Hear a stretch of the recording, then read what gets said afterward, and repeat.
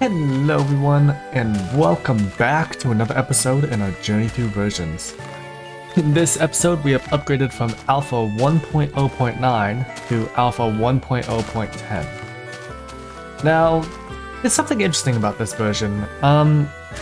It doesn't actually introduce anything new at all, not for single player.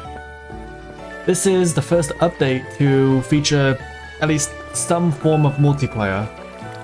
Not even accessible though. So, yeah. Nothing new was added, and I don't have any ideas for the base. So, I think I'm going to expand on this idea of the paths.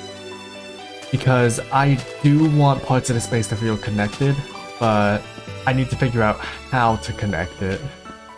Oh well, we'll figure that out. Let's get started on path making.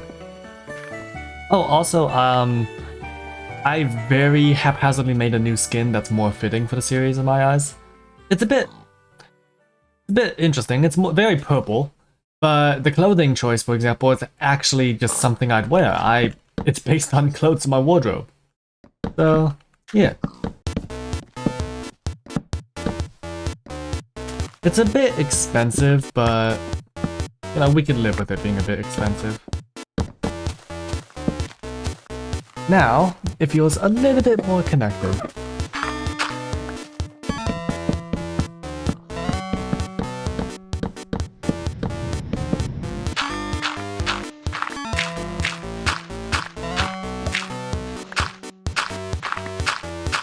It took an unusual amount of time to figure out this thing that's most definitely not going to age well.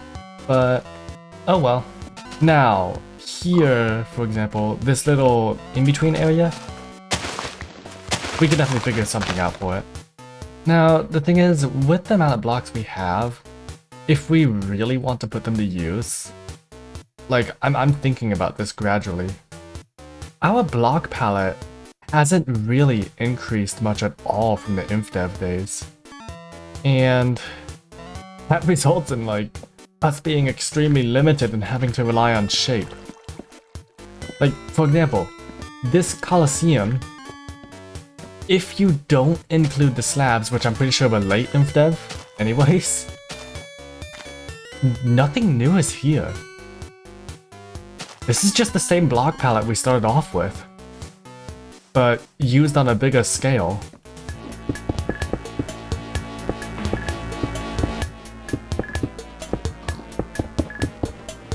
We're continuing this path pattern across the whole base for now.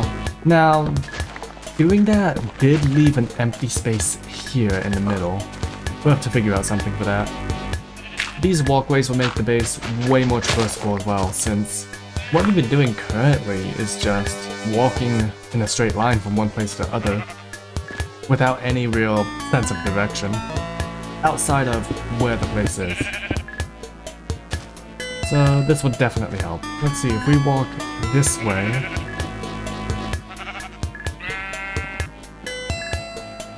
Yeah, it works.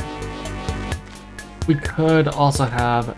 Oh, we could have just... I see the mistake I've made now. And there we go, there's the path. It's more concise. I kinda like it. Now, what do we do about this middle area here? I do have a bunch of yellow flowers, so I think I have an idea as to what I'm going to do. But I actually don't know if I have enough flowers for it. It looks nice, but that's not exactly what I wanted. Oh well. I can't wait for bone meal. I don't know when bone meal gets added, but I'm just gonna have to travel further and further to get flowers to my base at this rate. In the next episode, I am going to go on a slight expedition. But that's because I know about the next update, which is, the next update's a Secret Friday. And it's going to add some very, very useful blocks for me. Though I don't know how rare they are. I've heard they can be quite rare. Like rarer than diamonds.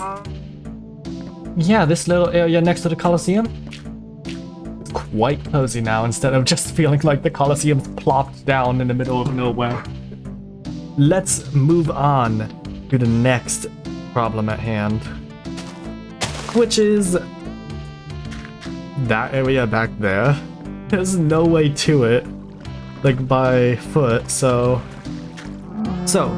there might not have been too much commentary this episode, but hopefully it shows that adding just some very basic infrastructure can make the base feel way more connected and, dare I say, to some extent alive. So, whilst we don't have this area finished quite yet, it still is very obviously just sort of unfinished. Looking over here, you can see like that's added so much new life to that area in between the plaza and Coliseum. And that's exactly what we were aiming for. So anyways, we didn't get any major building projects done, but we did spruce up the place. I will be seeing you all later!